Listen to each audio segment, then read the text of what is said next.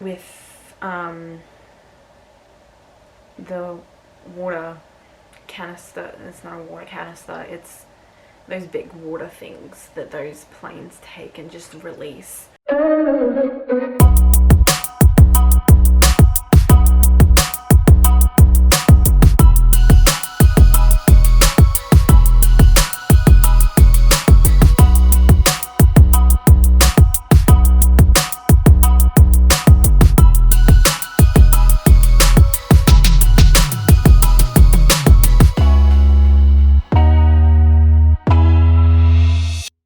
Hello everyone, welcome back to my channel. Why do I sound enthusiastic yet sarcastic at the same time?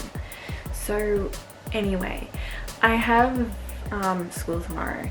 Unfortunately, going back to a boring institution that I have no say in whether or not I have to go to. So we are going to tell a little bit of a story today, like I did yesterday and then a few days before, because we're going to try and do this every day.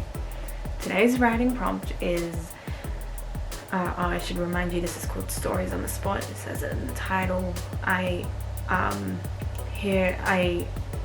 do writing prompts, maybe just basically stories on the spot, and just come up with it.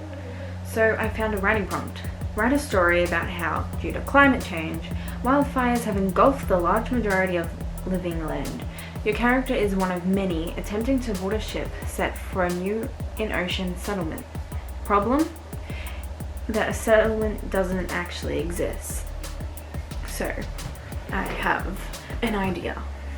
First person today, because that's what we're actually good at. I take a step forward on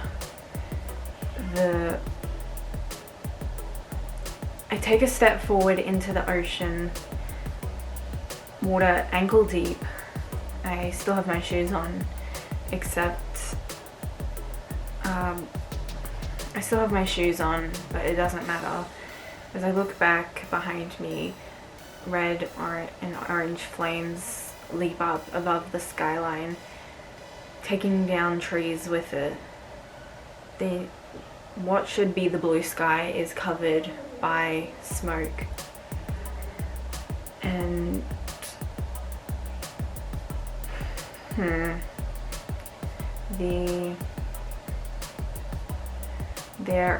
a helicopter noisily flies by us in the sky. Why wouldn't it be in the sky? Anyway, with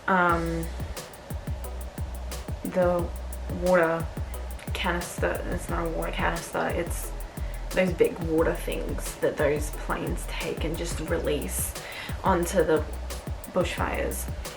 The water does nothing, but I didn't expect it to anyways. They've been trying to do that for months. Most of our lands have been taken over by now. With a sigh, I look back with worried eyes to the ship that's supposed to take me to a new haven, a refuge that will protect the rest of the population that has survived these past few months. This feels like just 2020 in just a nutshell. I'm just saying, there's an ocean haven, and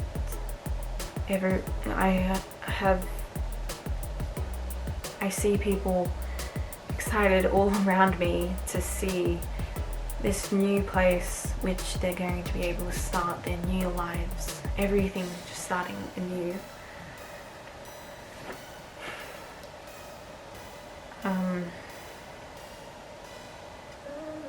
This is my last effort to find a new place. I was never going to find anywhere. I was never going to find anything on land. I might not fully trust this place, but it's my last chance. I'm also being very quiet because it's late at night when I'm supposed to be getting ready for school tomorrow.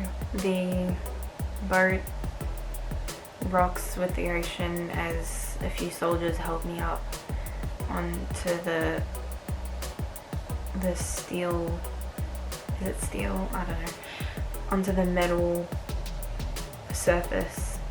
I slide a bit because the ocean is so unstable. The ocean isn't exactly liking anything that's going on in the world around us right now. Natural disasters have basically taken away everything from us. Not like it had stopped now. That's a bit depressing. I just see 2020 written all over this. I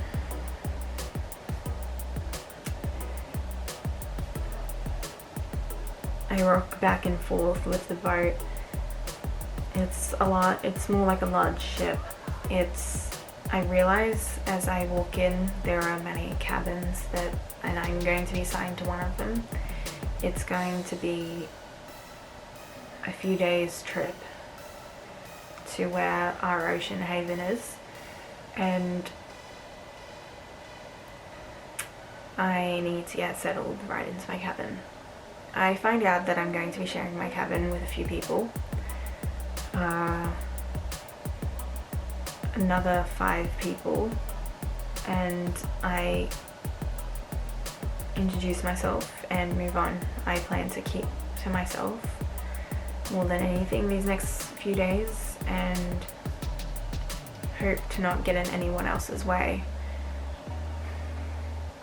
The trouble doesn't start until the 3rd day.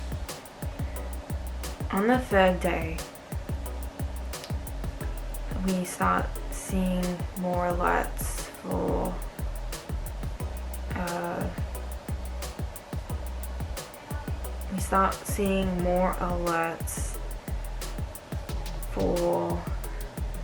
oh no, I was on a roll. I was on a real roll. What have I done now? Oh no, this is bad. On the 3rd day, we get more alerts for safety procedures. The staff seems more on high alert, more anxious, like they're anticipating something. We don't know what they're anticipating, obviously, but I can tell. These months have really put me on edge. I don't know if anyone else has been around me, and I wouldn't ask them because I don't know them that well. I begin to go on high alert for myself because I'm the last person I can really trust in this world. That got really depressing, and I ruined my hair just running a hand through it. It has a bump and it's annoying me. Anyway, I should stop slouching. I go on high alert the next day, wondering how could I escape if something goes horribly wrong. We're supposed to be going to an ocean haven, right? Then, on the 5th day, people start disappearing. First, I don't notice it at all, except for one crying child who had lost their mother. They didn't show up in the middle of the night. When the child woke up, they couldn't see their mother anywhere. They were being carried by their father, of course. They were still safe with their family, just with one less family member. It was a mystery to all of us, the staff. The staff didn't have any answers for us. They claimed to go on a search, but then someone disappeared from my cabin, then another, then more from the other cabins, until at least a dozen people had gone missing in a matter of a few days. We were supposed to be arriving in our ocean haven on the 8th day. but then we didn't. I had no escape, and nowhere else to seek refuge. I'm just realizing all my stories get really depressing. I just like just killing off characters, don't I? Do I enjoy that? Do I just subconsciously want to murder off all my characters? Or is it something that just happens completely by accident? We don't know, dude. I managed to find out that there was some people going behind the staff's back and looking for an escape plan. I secretly joined their little plan because we were about to approach land. It was engulfed in flames still, but staying off on the shore was our best chance for them. For now. We jumped off the boat in stormy waters. It helped cover us, although we weren't anticipating it. We stayed on the island offshore until the flames went out on their own from days of rain. It took months, but we survived it. We got little information from the Ocean Haven from then on. It wasn't until we found someone else who had escaped from the Ocean Haven.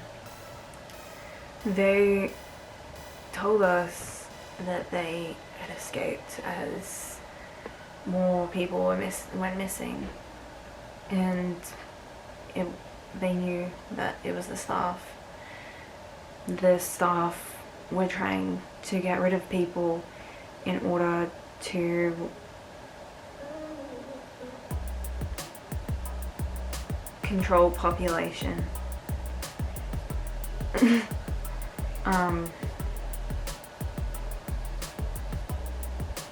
And from then on, I vowed never to trust the government again. Conspiracy theories with CJ.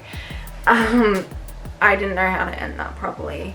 Anyways, thanks for watching today. Even though none of my last two videos got views, that was kind of sad. Hopefully you enjoyed this one. I'm still gonna make it even though no one watches them, because technically my rating is actually getting quite good. And I will stop murdering a lot of people in them. It's okay. It's fine. It's probably, my videos probably aren't getting pushed because I keep saying murder and killing and missing. Anyway, thanks for watching. See you guys in the next video. Bye!